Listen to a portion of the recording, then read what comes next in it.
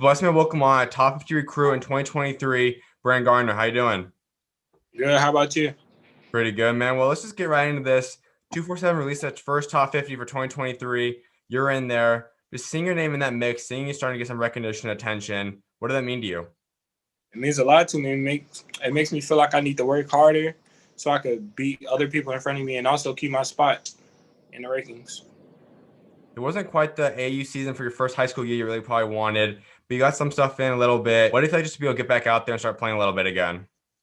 It was awesome because I know I get to get ranked higher and higher, get more college recruiters and people and stuff watching me. I'm having crowds and everything. This feels good. People start to see what you could be capable of doing. We see how talented you are, how much potential you have. And that's why schools like Illinois, Wake Forest, Wichita State, South Carolina State, and a lot of these different schools are offering you. What does this feel like to be in the position you're at right now?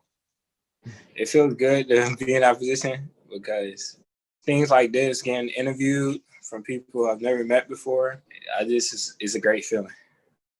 Absolutely. Well, let's get into some of these offers you have. First one's Illinois, and that's a big one. For you only being going into sophomore year and it being a crazy year, that's a big offer for your first one. What if you like to get that offer as your very first offer? It felt great to show that I can play at a Division I level, high major level. This feels wonderful and everything. You haven't quite been able to start talking to coaches as much yet. It starts in about a year from now. But from what you're hearing, what you know, who are some of the schools showing you the most interest right now? Schools showing interest: Syracuse, DePaul, Florida State, USC, and also UNC.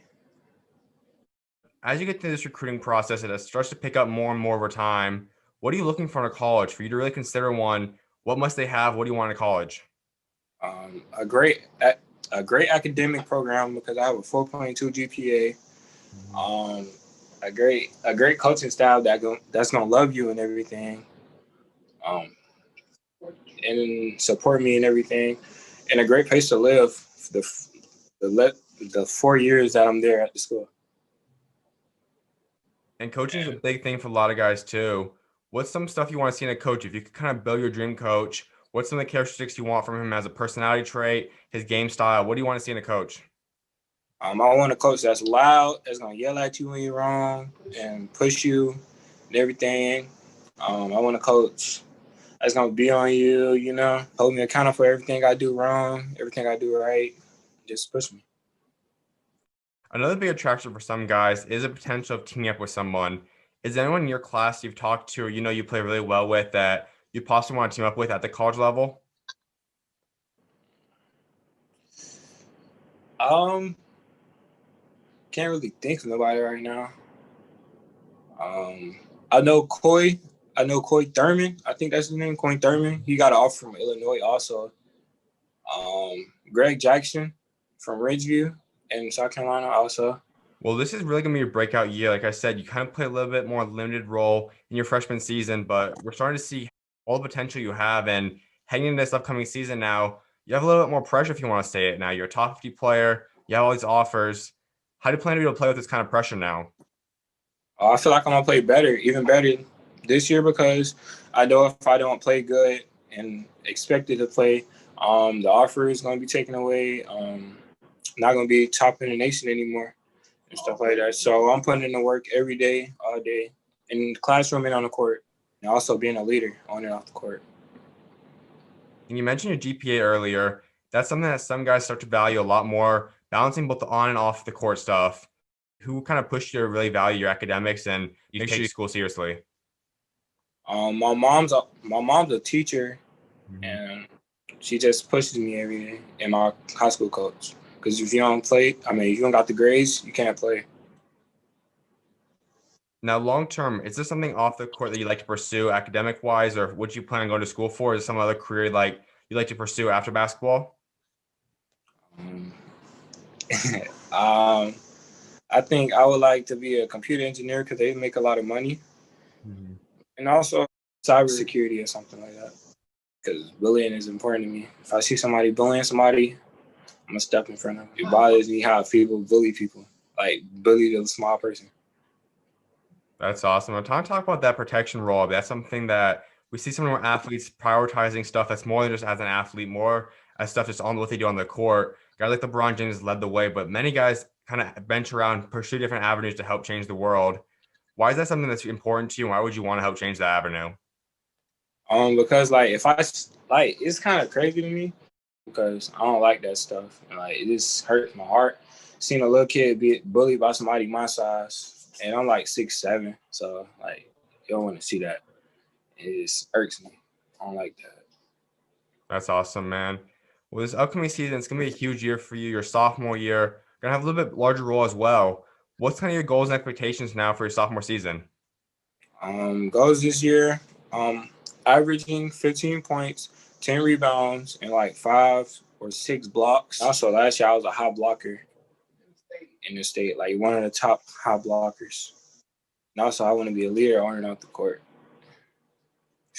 Let's talk about last year a little bit. Your freshman year, getting used to the high school feel, 25-6 record as a team last year. What was last year like? Kind of take us through the ups and downs of the season.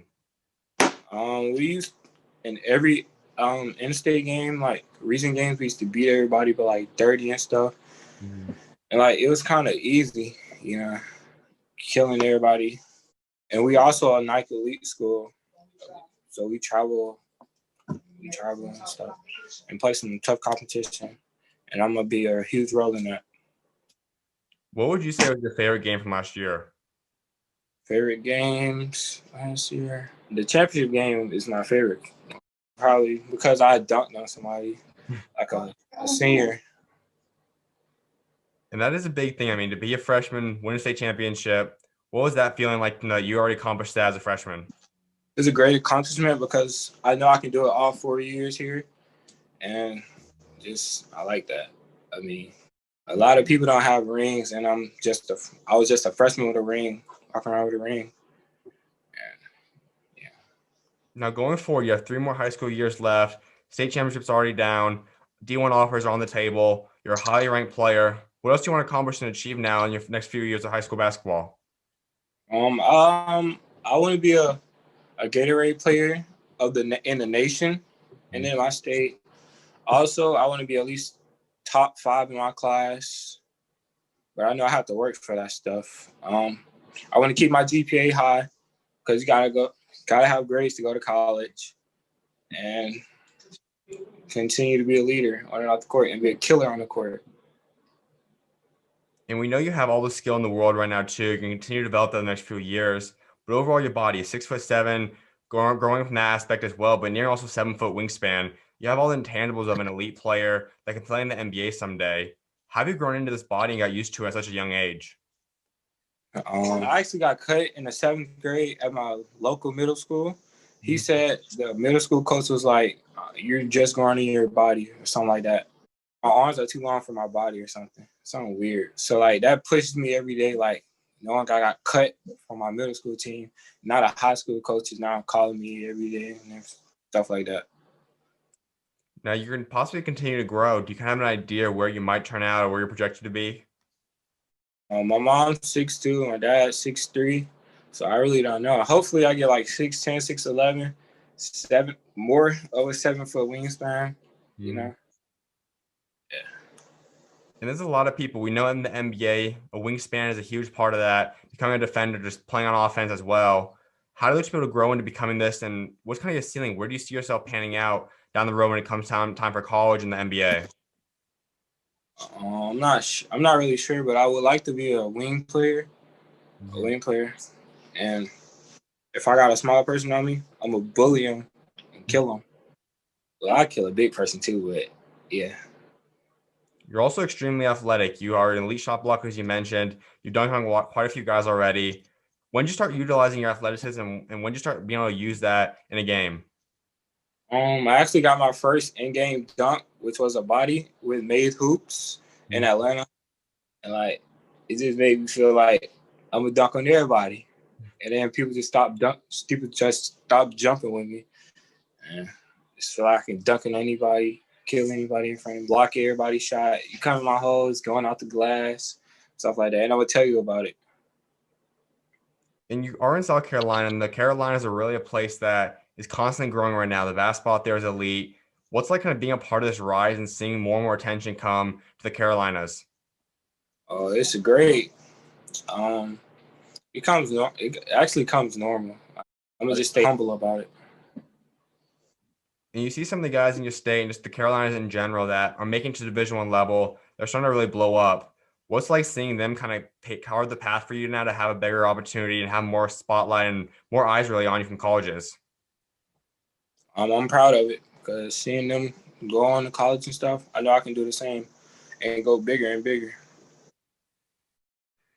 And we go forward now. I mean, your sophomore season, you mentioned what your kind of overall stats you want to have are, but what's your biggest goal in terms of growth for you? What's the biggest thing you want to improve on now next year? I want to work on scoring, dribbling, and shooting. And then just let everything else come. But mostly defense stuff. Because, yeah. Let's go through Made Hoops a little bit. That was a big showcase. That was a big league you guys could have in middle school. It's kind of the EYBL circuit for middle schoolers. What was it like trying to be a part of that and kind of growing your name and your spotlight up heading into high school? Well, I just started playing basketball. So, Made Hoops put a big spotlight for me that I didn't know about. And it taught me about basketball. Because I didn't know all this stuff happened. Like EYBL stuff. Obviously, it's been a lot of stuff happening with COVID, so it wasn't as consistent of a year as you wanted. But what was kind of your takeaway from this past AAU season? Playing with TSL, playing with them high elite guards, it was great because I know they're not gonna miss no layups and stuff. I know they're gonna give it to me when I need it, when I want it. It was good because we basically beat everybody that was in front of us.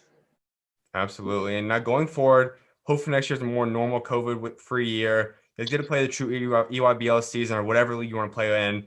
What's kind of your goals for next AAU season? My goals next AAU season probably average like 20 points, 10 rebounds, 5 blocks. Just kill everybody and get more notice and stuff, more offers. Would you say is maybe an NBA player that you look up to, kind of model your game after, or even you kind of compare yourself to? Giannis, Antetokounmpo, and probably Rui. I say Giannis because he's a dog, he's a leader, he's an MVP. He'll dunk on you, he'll beat your shot, he'll push it, he'll shoot it. He's an all-around player. And Rui, he's a killer in the mid-range, mid-post game. He can do it all. And that's a big point, 'cause I think a lot of people tend to just go away from the mid-range shot. A lot of it's all 3 points or dunks and layups. Kind of seeing a guy Rui and a lot of the players start to use the mid-range more and more. How valuable is that? And why have you kind of decided to want to work on your mid-range game and kind of have that old school, if you want to call it basketball? Because the three balling up isn't going to always be there. So, just pull up for the 15-footer and get around the basket easier because I'm very long with the 7-foot wingspan, and both of them are actually very long. Absolutely. A few more colleges I want to talk to you about before I let you go. One is Wake Forest. What do you like about them? Wake Forest. I'm just learning about everything, but I like the coaching staff a lot. They show a lot of love. And also they're in the South. And we go back to Illinois a little bit. They put together an elite recruiting class of guys like Adam Miller, Coleman Hawkins, Andre Curbelo. When you have a program that can land top players and do well with them, how much more appealing would that make a program to you? It means a lot because I know Coleman. He was real good. Adam was real good. All the players are very elite.